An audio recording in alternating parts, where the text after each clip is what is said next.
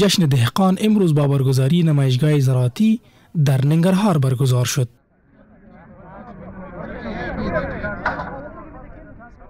هرچند کشاورزان از تجلیل این روز خرسندند، اما از نبود بازار خوب شکایت میکنند. منګه غواړو د دولت نه چې منګه ته زمینه برابره کړي، موږ د کارانو ته تخمونه اصلاح شوي، د دوایانو ضرورت ته، ځینې مشکلات مارکیټ د سبزیجاتو، زموږ سبزیجات ته ورسېږي مارکیټ نه وي، د ترانسپورټ مشکلات هم زیات دي.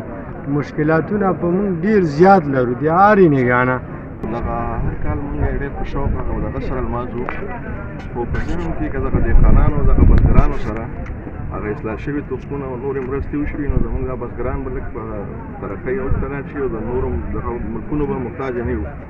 از سوی دیگر مسئولان میگویند که این نمایشگاه را به خاطر بازاریابی تولیدات کشاورزان به راه انداختند. نندارتون یو هدف هم همدغه دی چې دې لپاره انشاءالله چې امارت اسلامي مشرتابه سره دا خبرې بار شریکې شوي دي، هغوی وعدې موږ ته راکړي دي چې انشاءالله موږ به دې ته سټورونه او د سړې خونې جوړوو چې دا زموږ تولیدات دلته دغه شي او انشاءالله چې بزګران په خپل وخت غټه ګټه او فایده ورکړي. هر فابریکه‌دار خپل تولیدات راوړي او دا په دې نندارتون کې چې څومره خلک تاسو ګورئ د دې نه لیدنه کوي، دا یو په دنیا کې منل شوی مارکیټینګ دی، یعنې ډېر ښه لاسته راوړنې راوړي. تاسو په آخره ورځ کې په درېیمه ورځ به موږ ووایو چې څومره خلکو ته خرڅون کړی او څومره نوي مشتریان یې لاسته راوړل. به گفته مسئولان ننگرهار از ولایت‌های به شمار می رود که بیشتر مردم آن به کشت و زراعت، باغداری و مالداری می پردازند و اقتصاد بسیاری از مردم به زراعت متکی است.